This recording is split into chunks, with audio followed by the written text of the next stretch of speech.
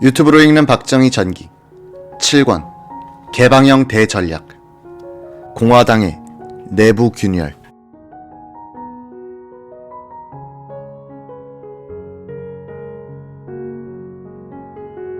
(1964년) 3.24 학생 시위를 집중적으로 보도한 신문들은 대학가 휩쓴 뜨거운 바람, 플래카드에 나부낀 애국심, 압박과 서름에서 해방된 민족 노래 부르며 의사당까지 밀고 가.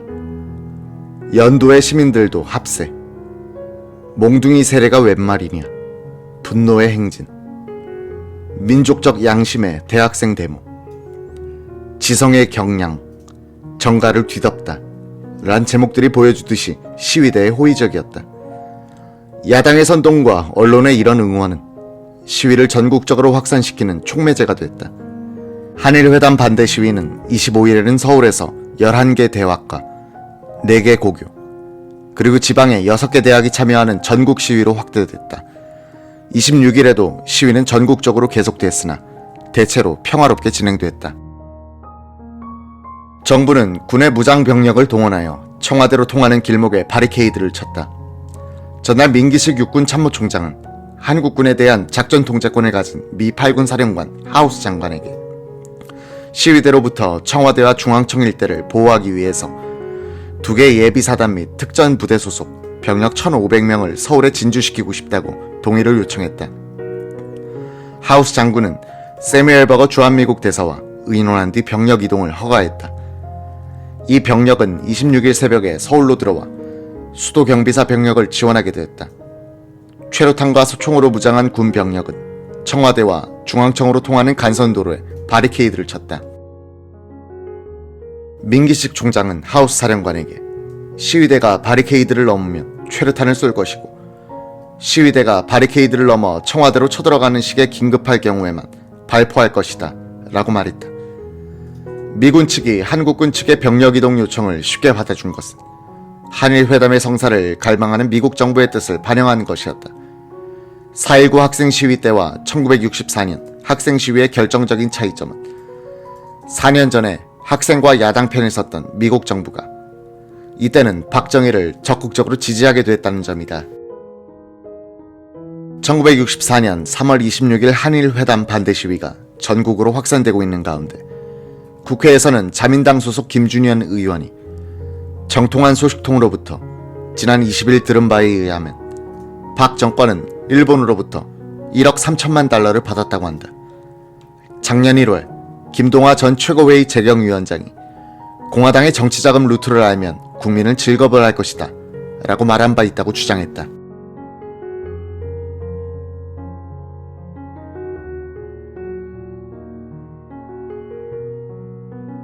김 의원은 구체적인 증거를 대지는 않았다. 김용태 공화당 총무는 김 의원은 자유당 정권 시절에도 원내 발언에 대한 면책 특권을 이용하여 뉴델리에서 신익희, 조소왕, 밀담이 있었다고 모략한 사람인데 똑같은 짓을 되풀이하고 있다. 조사 결과 사실이 아닌 것으로 드러나면 제명도 불사하겠다고 말했다. 김준현의 이 폭로는 완전한 조작이었다. 야당의 무책임한 선동에 대해서는 매우 관대했던 우리 언론은 김준현에 대해서 그 책임을 따진 적이 없다. 오히려 근거 없는 폭로를 정치 쟁점으로 만들어 크게 보도함으로써 야당과 학생들을 자극하는 결과를 불렀다. 권력에 대한 저항이 용기로 치부되는 오랜 역사를 가진 우리나라에서는 약자의 행패와 억지는 강자의 오만과 무리만큼 관대하게 넘어가는 경향이 있다. 이날 박 대통령은 단호한 내용의 특별 담화를 발표했다. 학생들의 우국 충정은 이해하나 외교에는 도움이 되지 않는다고 말한 그는 나는 오늘 한일회담에 임하고 있는 우리 대표들에게 여러분들의 그 주장과 정신을 명심하고 굳건히 회담에 임하여 우리의 주장이 관철되도록 하라는 훈령을 보냈다고 밝혔다.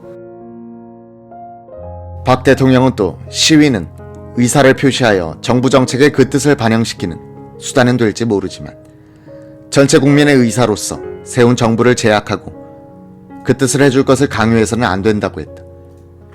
박 대통령은 또 이날 있었던 김준현 의원의 조작된 폭로를 언급하면서 이렇게 말했다. 만일 이 정부의 누구이든 흑막의 관계가 있다면 나는 그를 역적으로 규정하고 처단함에 주저하지 않을 겁니다. 3월 27일 오전 대통령 비서실장 이우락은 대통령은 정일영 외무차관에게 현재 일본에 체류 중인 김종필 당의장을 28일 중으로 귀국시키도록 지시했다고 발표했다. 마치 대통령이 한일 정치회담을 벌이고 있는 김종필에게 소환 명령을 내림으로써 회담을 일시 중단키로 한 것처럼 비친 발표였다. 공화당이 발끈했다. 의원총회는 이우락 실장을 소환하여 원래 김종필 의장은 28일에 귀국하게 되어 있는데 소환은 무슨 소환이냐고 따졌다. 이우락은 나는 대통령이 김 의장에게 예정대로 28일에 귀국하도록 지시했다고 발표했을 뿐이다 라고 해명했다. 이 즈음 이우락은 대통령의 당외 제1측근이라 불리면서 김종필로 대표되는 공화당의 주류와 갈등 조짐을 보이기 시작한다. 3월 28일 김종필 의장은 일본에서 돌아왔다. 김포공항에 내린 김종필은 다소 피로해 보였다. 그는 마이크를 잡고 귀국 인사를 했다.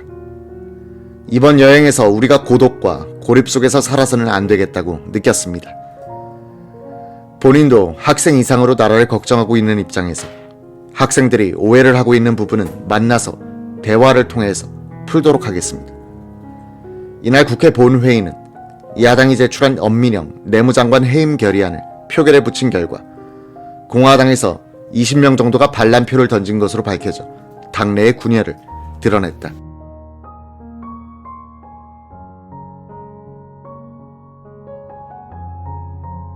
야당과 학생들이 박정희 정권을 향하여 전국적인 시위로 대공세를 펼치고 있는 가운데 공화당 의원 약 20명이 야당 편을 들어 엄민영 내무장관 해임 결의안에 동조한 것은 박정희의 속을 뒤집어 놓았다.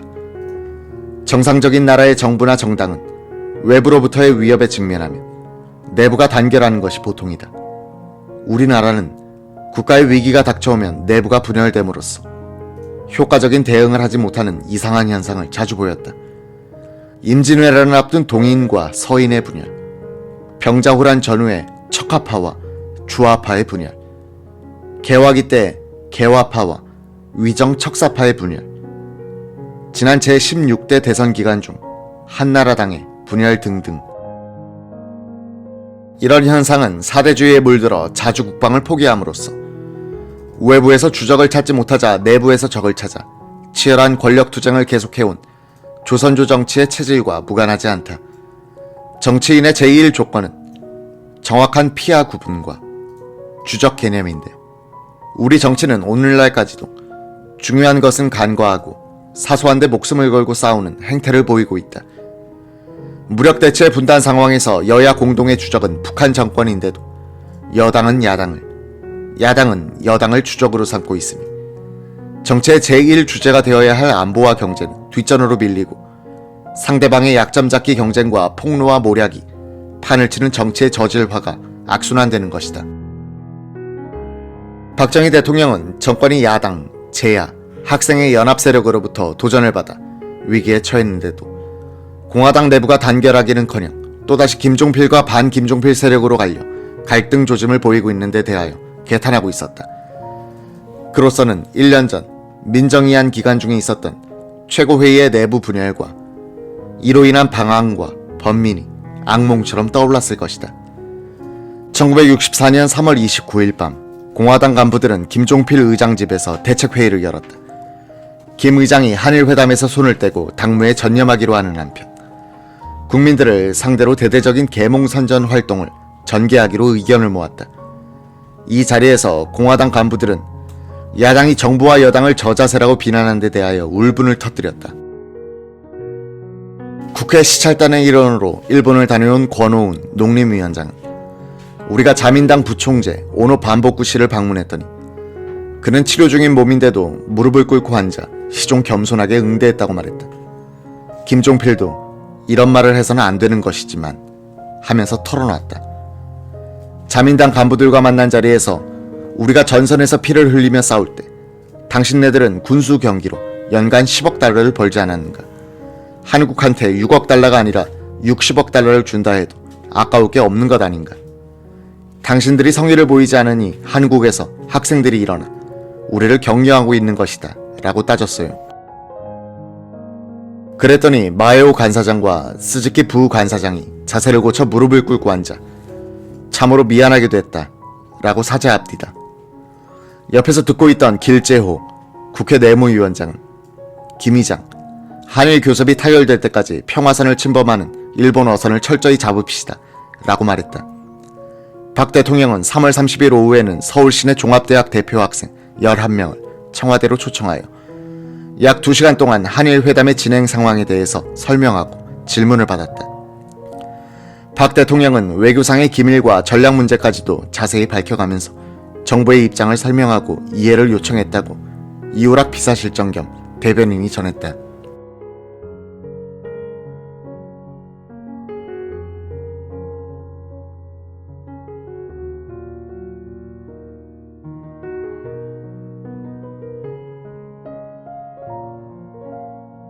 학생들은 그러나 평화선은 우리 영예인데 왜 양보하는가?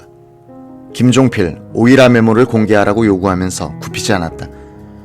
박 대통령은 내일 정일영 외무차관이 학생들을 만나 더 자세히 설명해 주도록 하겠다 라고 약속했다. 이즈음 계절은 이른바 잔인한 춘궁기였다. 귀족 집안 출신 윤보선, 부자 집안 출신 김영삼으로 상징되는 민정당이 대안 없이 한일회담 전면 거부 투쟁을 벌이고 있는 사이 조국의 사냐는 이 보릿고개에 굶어 죽지 않기 위해 칡뿌리를 캐려나가는 사람들로 몸살을 앓고 있었다. 조선일보 춘성군 주재기자가 전해온 소식은 그나마 야산의 칡뿌리는 모두 캐어먹고 없어 30, 40리를 걸어 심산으로 들어가야 구할 수 있다고 했다. 한 지게의 칡뿌리를 캐와 나흘 걸려서 가루로 만들면 선호대를 얻을 수 있다. 이것으로 떡도 만들 수 있으련만 가루를 아껴 먹는다고 죽으로 연명한다는 것이었다. 1964년 4월 4일 미 8군 사령관 하우스 대장은 박정희 대통령과 김성은 국방장관을 방문, 요담했다. 하우스가 한일 회담은 계속될 것인가? 라고 묻자 김 장관은 이렇게 말했다. 회담의 속도는 다소 늦춰질 것이다. 이 기간에 정부는 홍보를 강화할 계획이다. 지금 외무부에서 사람이 와서 국방부 간부들에게 한일 국교 정상화의 이점을 설명해주고 있다. 한국군의 모든 참모들과 일반인들에게도 이런 교육이 이루어질 것이다. 이런 폭동은 한일 회담에 대한 반대일 뿐 아니라 김종필에 대한 반대이기도 하다.